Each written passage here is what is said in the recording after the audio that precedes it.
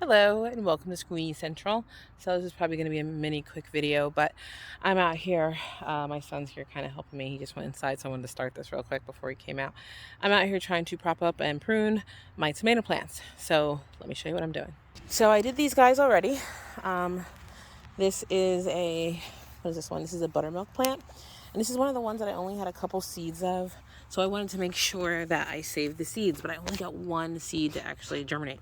So what I was doing is I was, pruning off suckers and lower branches, and I probably could have pruned those guys right there. And then what I did was I planted some of those pieces. So I planted 3 of them right here, hoping that 1 or 2 of them takes in the ground, because tomato plants like to reproduce.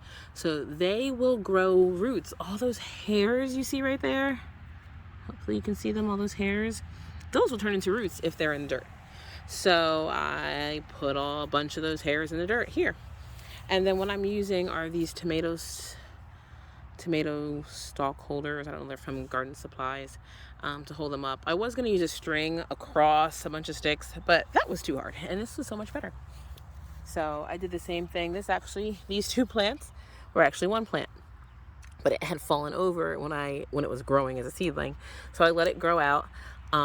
This side started to plant roots, so I cut it off right there, cut a bunch of other pieces off of it, and so that's going to be one plant, and this one will continue to grow and root. Underground is a bunch of roots. I have a bunch of its pieces from when I cut it. That was the piece I cut off that was fallen downwards, and I'm going to plant those in something. I actually did plant more of that buttermilk in here with my mint, just to see if I can get these little guys, because these are really tiny, to root. If I can get those to root, I will be planting those, I think, in some pots, or if I have any blank space here, I'll add them there. The San Martin didn't have anything that I could cut yet, really. It looked like that, very thin. So I only have 1 of those. So I'm going to keep an eye on it in the next 2 weeks, and I'll probably cut a piece off and make another plant next to it, because that's another one I have to save seeds from. Looking at the back of my winter squash, I have 4, 5, I don't even know, gigantic plants. And as I'm looking from this side, oh my God, this one plant, if you look, has so many stinking offshoots. And the plants last year didn't do anything like this. I think this is just different ouch! I think this is a different variety. Here comes my son. But what I'm doing, like I said, is I'm cutting. This right here is 2 Cherokee purple that I love, that I took off of these 2 Cherokee purple. And then over there I have some Chadwick cherries that I'm going to try to grow out and give to people, because I don't need them. And I haven't started this one yet, but I will try to show you what I mean by cutting suckers and extra stems.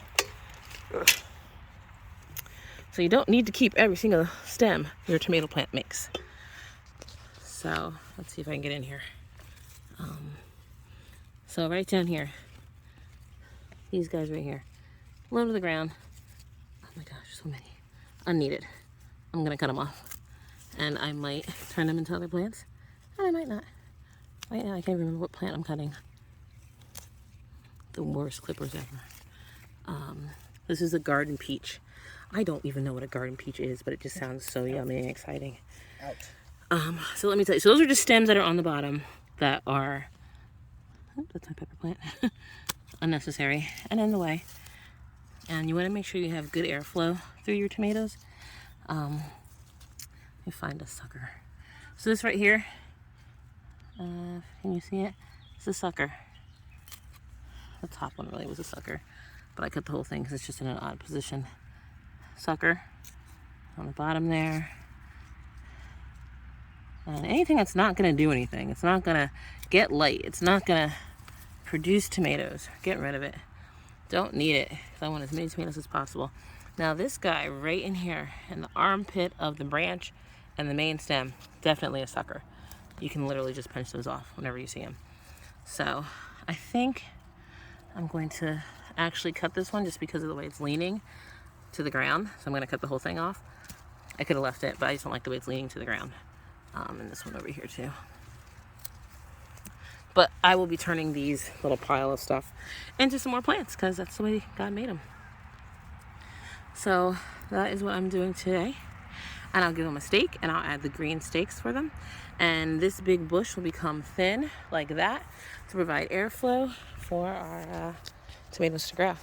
I'm also using these lovely garden tomato stakes on my raspberries. We have tried to spray off some of these spotted lantern flies with Mr. Bronner's soap and water, but we are using these guys here to stake up the raspberries. My son's about to try to do that for me. Say hi. He's gonna do that for me around these lovely plants, and we have our first raspberries right there. I'm so excited. These are only 1 year old, so I'm excited that they actually produce raspberries. The ones I had last year did not. I did tear out a whole lot of turnips that had no turnips on them today, and I'm gonna tear all that out too. Sheboygan turnips or something like that. I don't know. Nothing that I know how to eat or cook. If you know how to eat and cook them, please tell me. Because they're not, I like the Horakai. That's not what I have. I don't know what this plant is, but you gotta go. So that's what we're doing here today at Sweeney Central. Everything's growing well. We got some flower buds on the potatoes over here. That means that they're producing, and that means in a couple weeks I should have potatoes. Seems a little early to me, but I guess we'll just keep watching it. We had a heavy rain, like it kind of squashed some of my plants, or a fat animal squashed some of my plants. Unsure, but hopefully it was the rain and not an animal. Still have my bird netting on this section over here.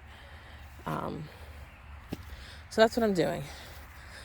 I'm going to have to remove this from this area, but I have a tall one that I might be able to fit just around that. Actually, I don't have a tall one. I might buy the tall one that I can fit around that, so that they don't get eaten. But because this tomato plant is like, free me. So I'll do that this week. Today's Saturday, so maybe tomorrow. And the potato plants are also like, why are we in here? So here we go. More potato plants growing well. Onion tops are going to be cut again soon. And this is garden number 2. These flowers are so pretty. All right. Thanks for joining us. And hopefully we'll see you later. Be blessed. Bye.